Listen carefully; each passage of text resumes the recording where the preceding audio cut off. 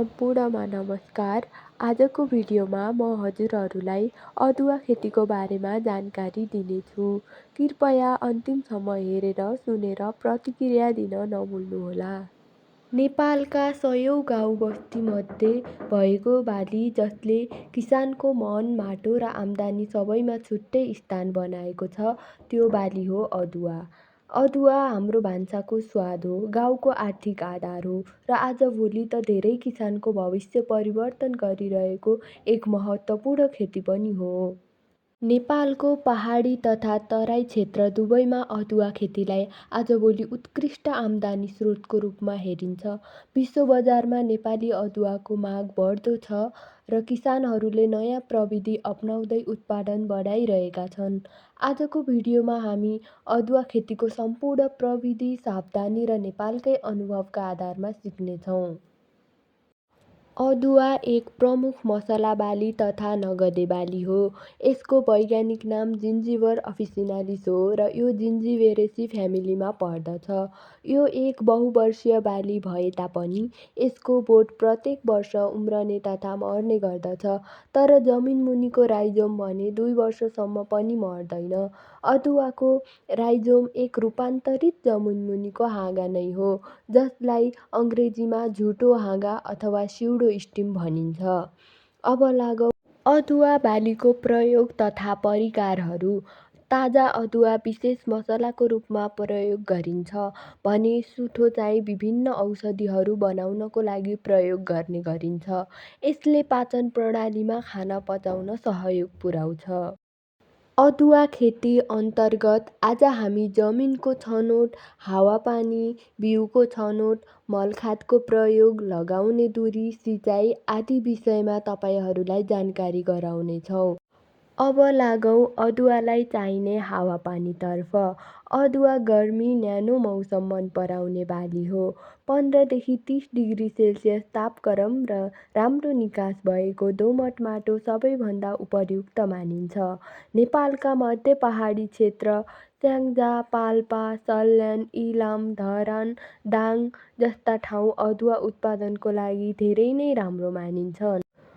उम्रने समयमा थोरै थोरै पानी पर्ने महिना फागुन, चैत, वैशाख र बोटको वृद्धि हुने समयमा धेरै राम्ररी पानी पर्ने जेठ, असार, साउन, भदौ र खन्नुभन्दा 1 महिना अघि कार्तिक, मङ्सिर उपयुक्त मानिन्छ।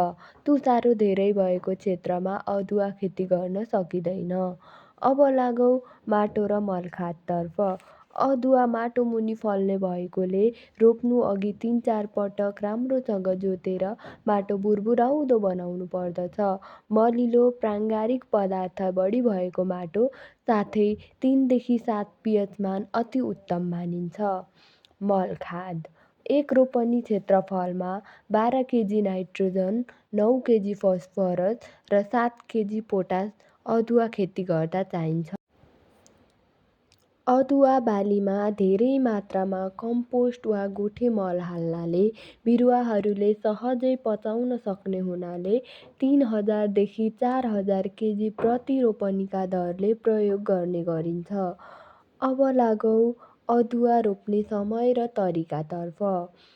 साह्रै गर्मी तथा साह्रै चिसोमा अदुवा नउम्रने र नसप्रिने भएकोले जाडो मौसम सकिएपछि फागुनको दोस्रो हप्तादेखि जेठ महिनासम्म लगाउन सकिन्छ। बारी तथा भिरालो जग्गा भए 4 लाइनको एउटा ड्याङ बनाई 1 मिटर चौडाइ, 3 मिटर लम्बाइ र 15 सेन्टिमिटर अग्लो ड्याङमा अदुवा रोप्नुपर्छ र यसलाई पानीको निकास राम्रो चाहिन्छ। एक लाइनदेखि अर्को लाइनको दुरी 30 सेन्टिमिटर र एक बोटदेखि अर्को बोट 25 सेन्टिमिटरको अन्तरमा रोप्नुपर्दछ। अब लागौँ बिउ दर तथा बिउ उपचारतर्फ। एक रोपनी जग्गामा 120 देखि 360 केजीसम्म बिउ आवश्यक पर्दछ। अब राइजोमको उपचार कसरी गर्ने त?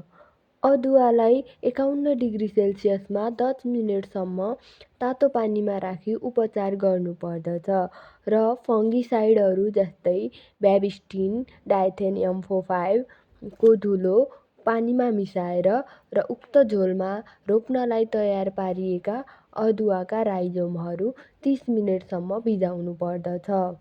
अदुवाको टुसा पलाउन अर्थात् उम्रिन लामो समय लाग्ने हुँदा झारपात नियन्त्रण र माटोमा हुने चिस्यान कायम राख्न पनि छापो अनिवार्य रूपमा प्रयोग गर्नुपर्छ।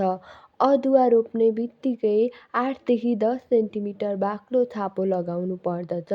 जस्तै धानको भुस, काठको भुस प्रयोग गर्न सकिन्छ। यो मध्ये पनि काठको भुस उपयुक्त र राम्रो मानिन्छ। अब लागौँ अदुवालाई चाहिने सिँचाइतर्फ। अदुवा लगाएको 15-20 दिनको फरकमा सिँचाइ गर्नुपर्दछ। बिरुवाको माग र माटो अनुरूप सिँचाइ दिन उपयुक्त मानिन्छ। गोडमेल बिरुवा लगाएको 30 दिनमा पहिलो गोडमेल अर्थात् पहिलो नाइट्रोजन टप ड्रेसिङ गर्नुपर्छ। अनि फेरि 45 देखि 30 दिनको फरकमा दोस्रो नाइट्रोजन टप ड्रेसिङ अथवा दोस्रो गोडमेल गर्नुपर्दछ र झारपात फाल्नुपर्दछ। यसरी बिरुवा राम्रोसँग उत्पादन हुने गर्दछ। अब लागौँ अदुवा बाली उत्पादन तथा भण्डारणतर्फ। अदुवा बाली रोपेको 5-9 महिनासम्ममा बाली लिन सकिन्छ। अदुवा खन्दा राइजोममा चोट लाग्नबाट बचाउनु पर्दछ। सामान्यतया अदुवाको 75% बालीहरू सुक्न मर्न थालेपछि खन्न राम्रो हुन्छ। भण्डारण 90% आर्द्रता र 10 देखि 12 डिग्री सेल्सियस तापक्रम भएको कोठामा सजिलैसँग र लामो समयसम्म भण्डारण गर्न सकिन्छ।